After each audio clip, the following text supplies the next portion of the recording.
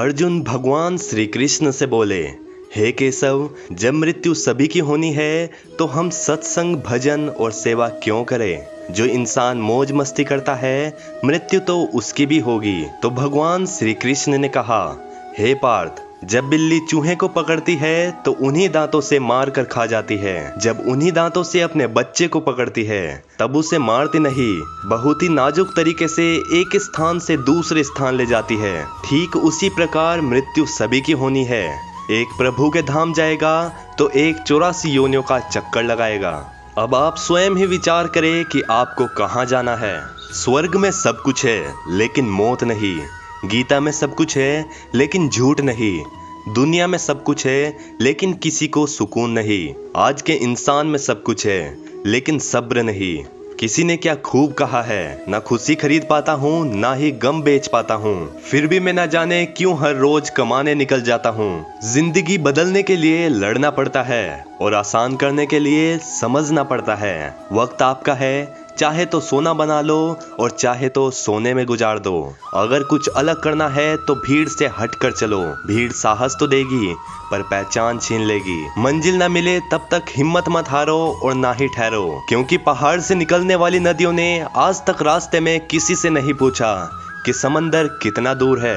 यहाँ सब कुछ बिकता है, दोस्तों रहना जरा संभल के। बेचने वाले हवा भी बेच देते हैं गुब्बारों में डाल के। सच बिकता है, झूठ बिकता है, बिकती है हर कहानी। 3 लोकों में फैला है फिर भी बिकता है बोतल में पानी। कभी फूलों की तरह मत जीना, जिस दिन खिलोगे टूट कर बिखर जाओगे। जीना है तो पत्थर की तरह जियो, जिस दिन तरासे गए उसी दिन भगवान बन जाओगे।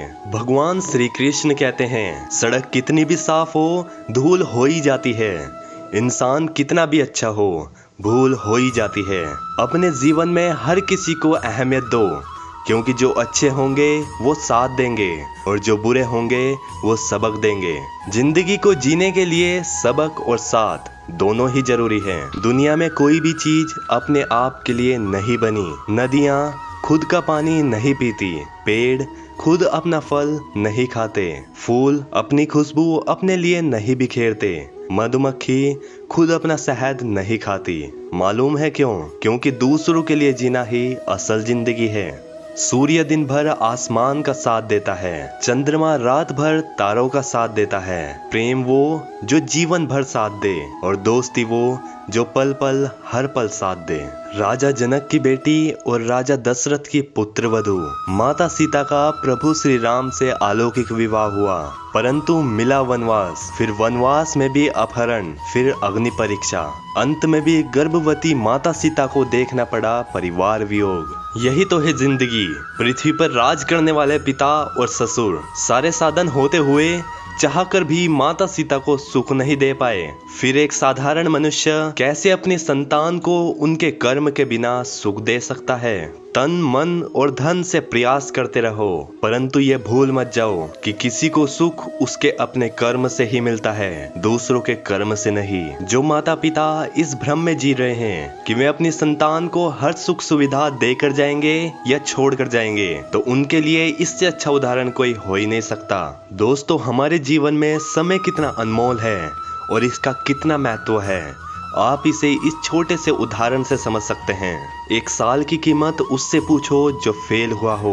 1 महीने की कीमत उससे पूछो जिसको पिछले महीने सैलरी ना मिली हो। 1 हफ्ते की कीमत उससे पूछो जो पूरा हफ्ता हॉस्पिटल में रहा हो। 1 दिन की कीमत उससे पूछो जो पूरा दिन भूखा रहा हो। 1 घंटे की कीमत उससे पूछो जिसने किसी का इंतजार किया हो। 1 मिनट की कीमत उससे पूछो जिसकी ट्रेन 1 मिनट से मिस हुई हो। और 1 सेकंड की कीमत उससे पूछो जो एक्सीडेंट से बाल बाल बचा हो। हर दिन हर पल भगवान का धन्यवाद करें और हमेशा खुश रहें। दुनिया में सबसे ज्यादा खुश वे लोग रहते हैं जो ये जान चुके हैं कि दूसरों से किसी तरह की उम्मीद करना व्यर्थ है। छोटा सा जीवन है, लगभग 80 वर्ष। उसका आधा 40 वर्ष तो रात को सोने में बीत जाता है, उसका आधा 20 वर्ष बचपन और बुढ़ापे में बीत जाता है।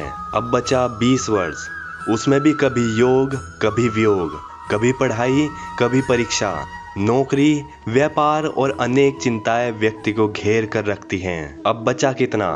8 से 10 वर्ष, उसमें भी हम शांति से नहीं जीते। यदि हम थोड़ी सी संपत्ति के लिए झगड़ा करें और फिर भी सारी संपत्ति यहीं छोड़ जाए, तो इतना मूल्यवान मनुष्य जीवन प्राप्त करने का क्या लाभ हुआ। दुनिया की सबसे ताकतवर चीज है लोहा, जो सबको काट डालता है। लोहे से ताकतवर है आग, जो लोहे को पिघला देती है। आग से ताकतवर है पानी, जो आग को बुझा देता है। और पानी से भी ताकतवर है इंसान, जो उसे भी पी जाता है।